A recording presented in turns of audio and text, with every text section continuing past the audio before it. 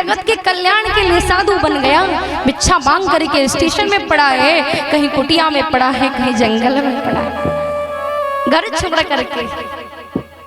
बात सही है ना? तो परहित बस जिनके मन माही, तिन कहूं कछु दुर्लभ न। आज परहित के लिए, धर्म की रक्षा के लिए राम जी को मांगने आए, तो संत जब धर्म के लिए खड़ा होता है तो सारे लोग उसके पीछे चल पड़ते हैं। विश्वामित्र ने विचारा मांग बिल्कुल अच्छी है और मुझे राजा को समझाना चाहिए। राजन, तुम राम लक्ष्मण को दे नहीं रहे हो, पर तुमने कैसे पाया? जब मैंने यज्ञ कराया। साधु ने यदि तुम्हें राम दिया है तो फिर साधु ही तुम्हें सीताराम भी देगा। आज महाराज दशरथ समझ गए और उन्होंने अपनी हट त्याग दी और राम जी को सौंप दिया विश्वामित्र जी के हाथ। दोनों बेटों को हृदय से बुलाए, हृदय से लगाए और कहे कि अब तक मैं तुम्हारा पिता था, अब ये तुम्हारे पिता है।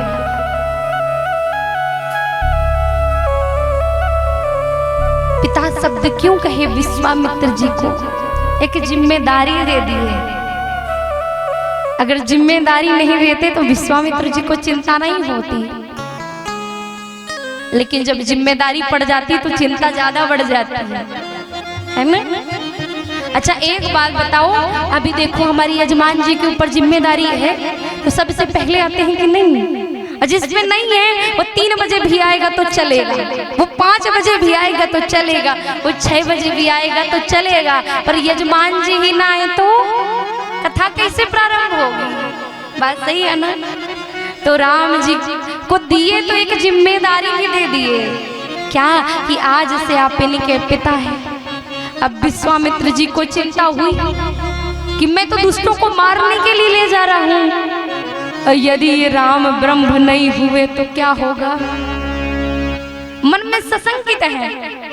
और राम जी ने देखा कि ये ले तो जा रहे हैं, लेकिन इनके मन में भी चिंता है, और चिंता को तो भगवान ही हरण करते हैं। तो भगवान क्या किए? आगे चल रहे थे, मार्ग में दिखाई पड़ी ताड़का। तो भगवान कहे लखनलाल जी लीला की जाए? बोले बिल्कुल भैया। तो एक ही बाण प्राण हर ली,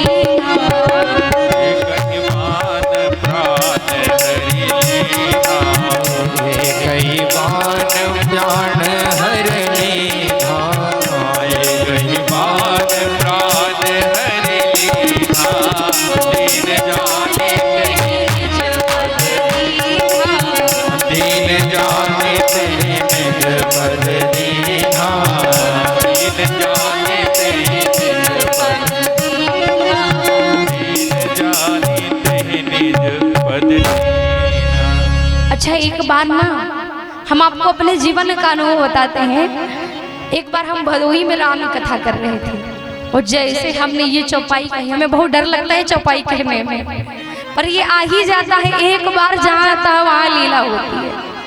अब जैसे ही हमने एक बार कहा, अब लोगों को उठ उठ करके पंडाल से बाहर ना भागने दो। हम सोचे भैया इतना क्या बुरा बोल दिए कि सब उठ करके भाग गए, आरती भी नहीं कराई आज। और बाद में पता चला कोई एक ऊपर चले गए।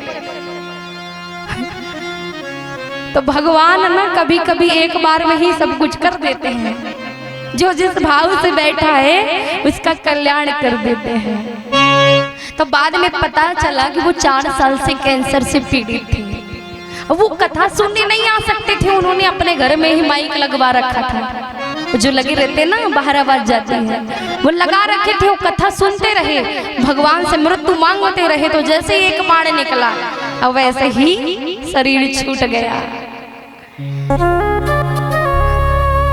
तो आज भगवान ने लीला करी कि विश्वामित्र जी के मन में चिंता है, और चिंता को तो भगवान ही मिटा सकते हैं। इसलिए भक्त क्या कहते हैं कि हमें चिंता नहीं अब। क्यों भैया, तुम्हारी चिंता कौन करेगा? कि हमें चिंता नहीं अब, तुम्हें चिंता हमारी है और हमारे कार्यक्रम करता श्री बांके बिहारी है। तो फिर काहे की चिंता भैया? चिंता नहीं, चिंतन करो, और जिसका चिंतन करोगे वो आपकी चिंता मिटा देगा। तो अब राम जी चिंता में देखे विश्वामित्र जी को, तो क्या किए? राम जी ने एक बाण निकाला और एक ही बाण प्राण हर लेना।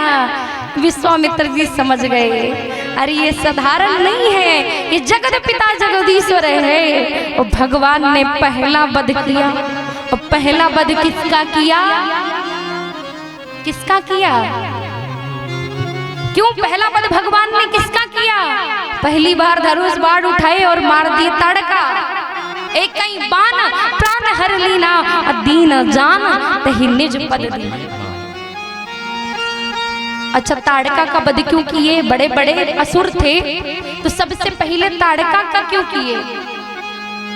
विचार करो माताओं। अच्छा, पैदा करने वाली कौन? पैदा करने वाली कौन है? जन्म देने वाली कौन है? माता है ना। तो दुष्टों को जन्म देने वाली भी तो कोई माता ही होगी। तो भगवान ने सोचा कि दुष्ट तो बाद में बनता है, पहले पैदा कौन करता है?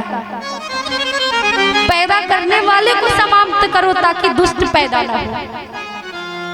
तो भगवान ने सबसे पहले ताड़का का वध किया। लेकिन भगवान कहे ताड़का कौन थी? दीन थी। कौन थी? दीन थी। तो भगवान सोचे कि इसको अपना पद दे देते हैं, दीन है ना। भगवान दीनों के बड़े नाथ हैं, दीनानाथ कहते हो ना भगवान को। तो भगवान दीनानाथ बन गए और ताड़का को एक ही बाण में मुक्ति दे दी। कितने दयालु परमात्मा है। चाहते तो मारीच की तरह कष्ट में फेंक देते हैं, पर नहीं, दीन जाना ना भगवान ने। दीनता का स्वभाव है, इसलिए एक बाण में ही काम कर दिए। अब आगे बढ़े तो उसके बाद भगवान ने आज समझ लिया कि ये जगत पिता जगदीश्वर हैं। तो विश्वामित्र जी ने अब तक जो विद्याएं छुपाई थी वो सब राम जी के सामने प्रकट कर दी। तब ऋषि निज नाथ ही जी चिन्हा और विद्या निधि कहू विद्या दीन्हा। आज राम जी को समस्त विद्याएं दे दी, युद्ध को कला में निपुण कर दिया। राम जी ने कहा कि अब जब समस्त विद्या दे दी है तो चिंता काहे की? अब चिंता त्यागो और क्या करो? जा करके यज्ञ की तैयारी करो। अब जा करके विश्वामित्र जी यज्ञ की तैयारी करने लगते हैं। होम करन लागे मुनि झारी,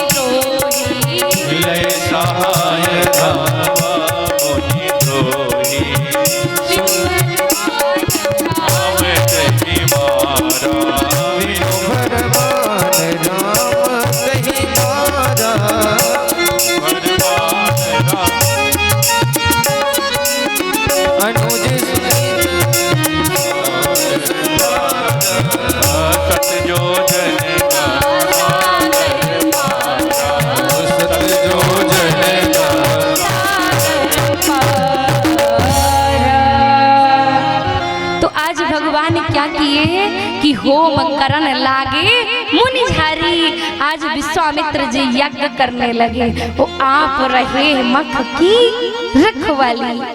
आज भगवान देखो अपना ही यज्ञ करा रहे हैं और अपने ही यज्ञ की रक्षा कर रहे हैं। भक्त बस भगवान से कह दे कि मैं तुम्हारा हूँ, आत्म निवेदन कर दे फिर उसके काम करने वाले राम जी हैं। पर आपको कुछ नहीं करना, सब राम जी पर छोड़ दो। अब विश्वामित्र जी सब राम जी पर छोड़ दिए, होम करन लागे मुनि झारी। आज बढ़िया यज्ञ करने लगे। तभी बड़े बड़े दुष्ट आए। कौन आया? मारीच आए।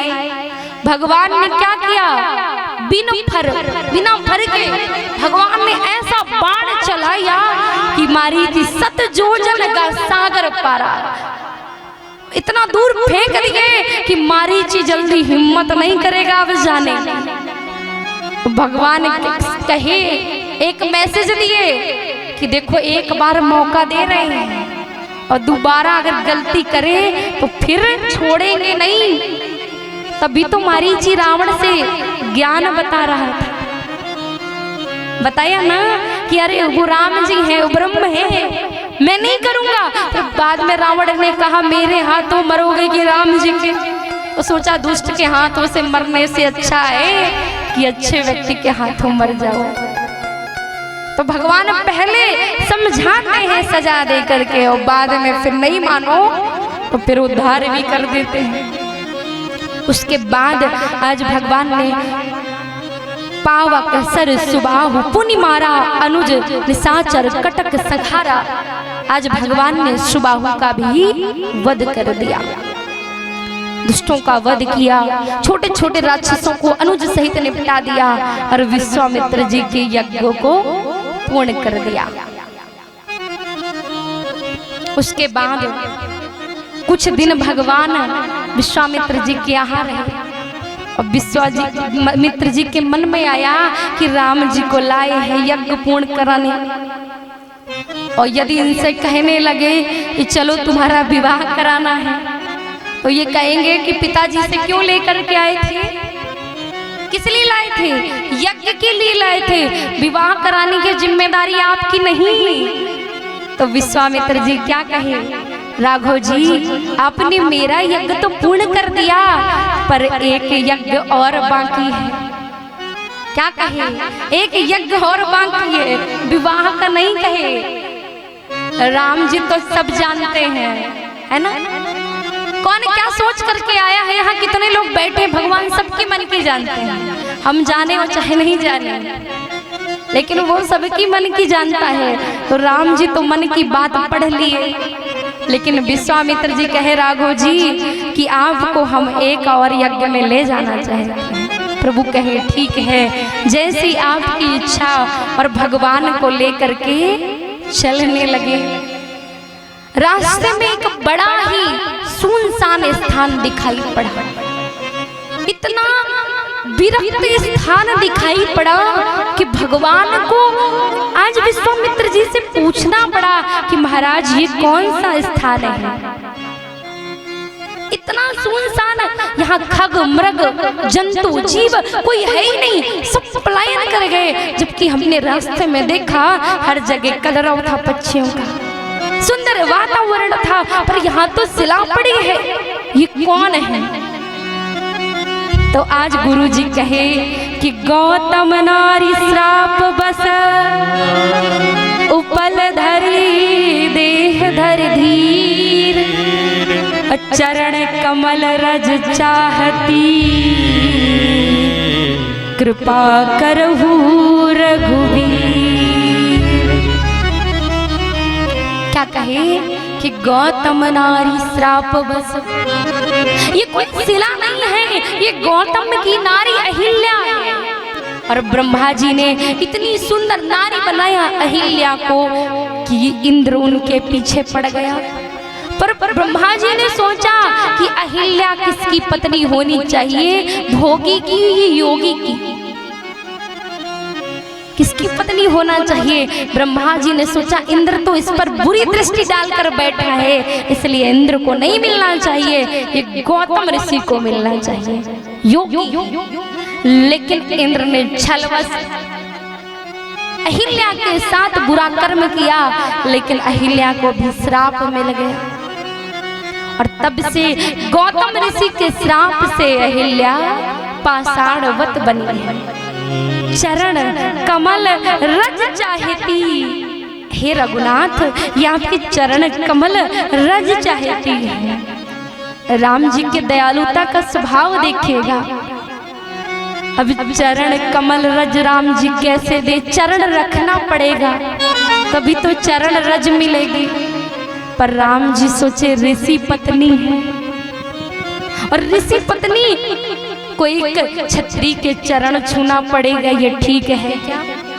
कितनी मर्यादा है राम जी में, हर क्षण मर्यादित जीवन है। राम जी सोचे मैं क्षत्रिय हूँ और ये ऋषि पत्नी है, मुझे ऋषि पत्नी के चरण छूने चाहिए, मैं ऋषि पत्नी को अपने चरण छुआऊंगा।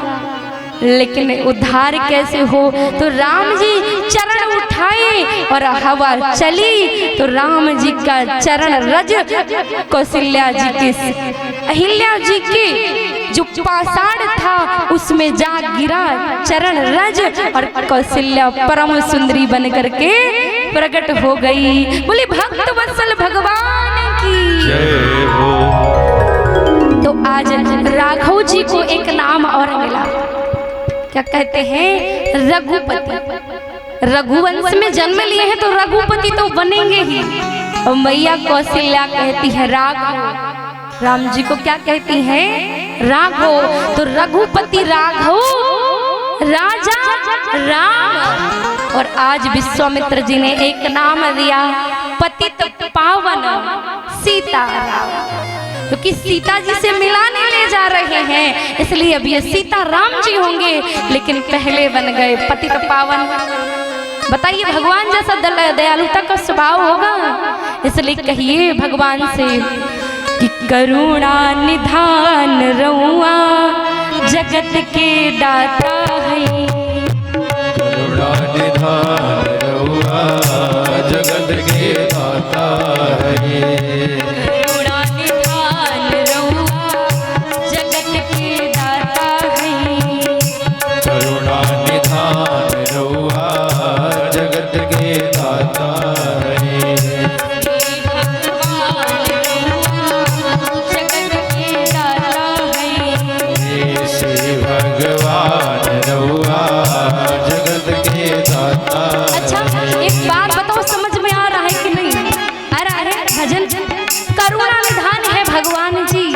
करुणा निधान रउआ मतलब आप करुणा निधान हो, रउआ मतलब आप।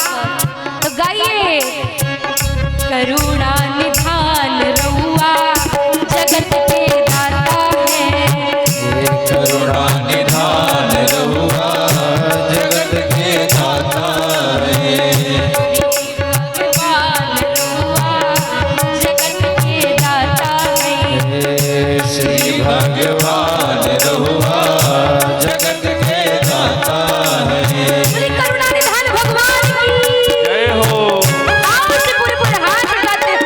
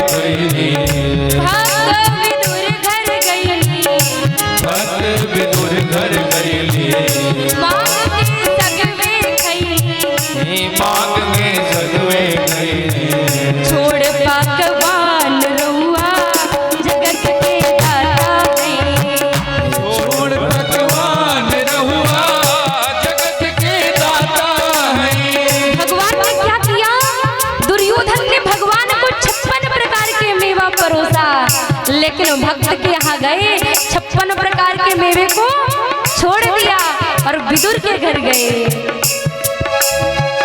भक्त विदुर घर गई, भक्त विदुर घर गई। भगवे खैली छोड़ पाकवान रहुआ जगत के दाता है। छोड़ भगवान रहुआ जगत के दाता है। करुणा निधान रहुआ जगत के दाता है। करुणा निधान रहुआ जगत के दाता है। भगवान जगत के दाता है। बोली करुणा निधान भगवान की।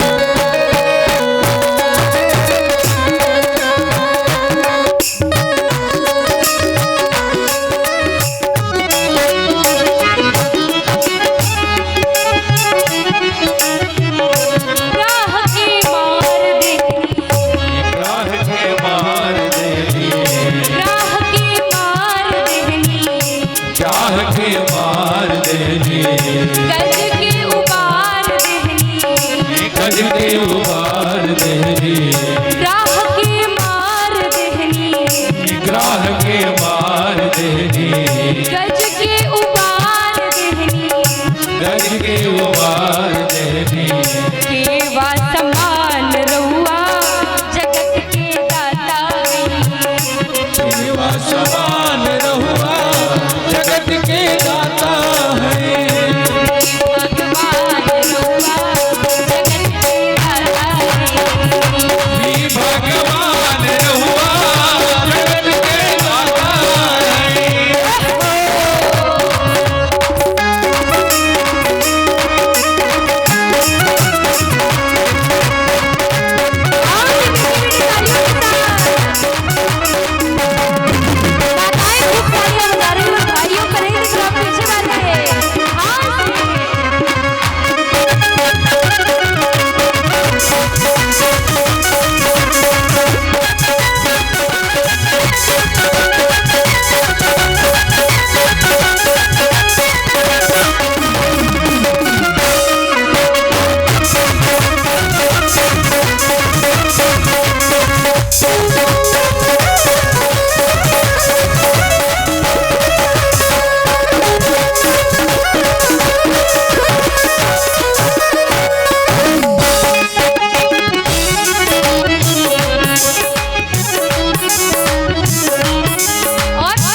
देखो ठाकुर जी बड़े दयालु हैं। मिठाई नहीं चाहिए, आपका धन दौलत नहीं चाहिए।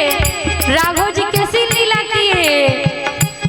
मैया सबरी घर गईली मैया सबरी घर गईली मैया सबरी घर गईली मैया सबरी घर गईली झूठ बेरन के खैली छोट बेरन के कैली मैया सबरी घर गईली मैया सबरी घर गईली झूठ बेरन के खैली झूठ बेरन के कैली कई के बखान रहुआ जगत के दाता है। कई के बखान रहुआ जगत के दाता है। बखान रहुआ जगत के दाता है। श्री भगवान रहुआ जगत के दाता है। जगत के दाता है। जगत के दाता है। जगत के दाता है। जगत के दाता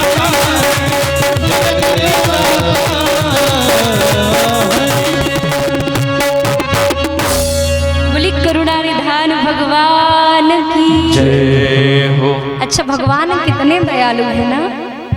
यदि झूठे बेरों को खाकर के बड़ाई दे सकते हैं राघव सरकार, तो दुनिया में ऐसा दयालु कौन होगा बताओ। हम आपको यदि जूठा खिला दिया जाए तो जिंदगी भर उसके द्वारे पर नहीं जाएंगे, अपना जूठा खिलाता है।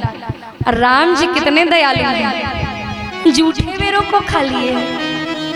इसलिए करुणा निधान कहा गया।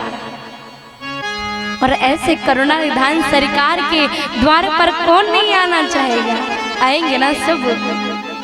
क्योंकि दुनिया में लोग पदार्थ देखते हैं और मेरे राघव सरकार भाव देखते हैं।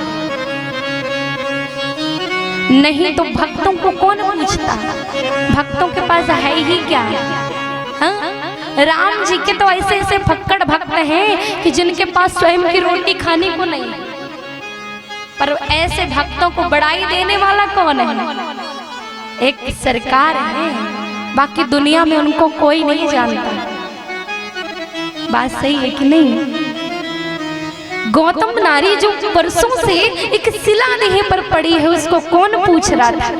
यदि राघव जी नहीं जानते तो क्या आज हम अहिल्या को जान पाते? नहीं जान पाते। वो आज भी शिला बन करके पड़ी होती। पर राम जी करुणा निधान है, पतित पावन है, पतितों के नाथ हैं। और राम जी ने अहिल्या का उद्धार किया, अहिल्या प्रकट हो गई और आज गाने लगी।